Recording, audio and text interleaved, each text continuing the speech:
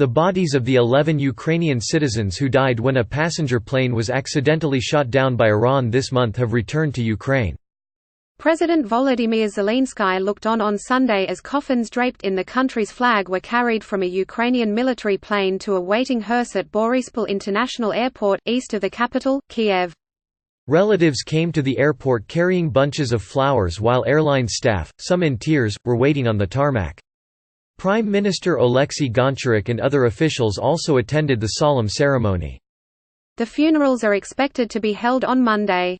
All 176 people on board the Ukraine International Airlines Flight 752 from Tehran to Kiev were killed when the Boeing 737-800 was shot down on January 8 at a time of high tensions between Iran and the United States.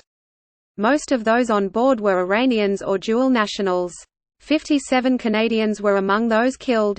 At the ceremony in Kiev on Sunday, soldiers held up flags representing the different nationalities of those who died.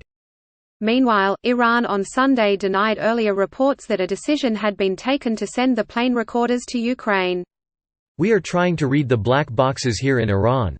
Otherwise, our options in Ukraine and France, but no decision has been taken so far to send them to another country." Hassan Rezaifar, a director in charge of accident investigations at Iran's Civil Aviation Organization, told Iran's IRNA news agency.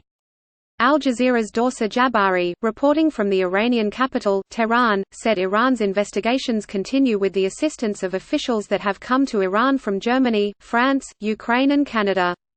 "We also know that of the 176 bodies, 150 bodies have been returned to their families and loved ones. There's 10 bodies that the Iranians say they have not yet identified because they don't have enough information for the time being," she said. Jabari added that German airline Lufthansa had extended its ban on flights to Iran until mid-March, after initially announcing it would suspend flights to the country until the end of January. The plane disaster and the delay in admitting responsibility sparked protests in Iran and added to international pressure on the country as it grapples with a long-running dispute with the U.S. that briefly erupted into tit-for-tat attacks this month.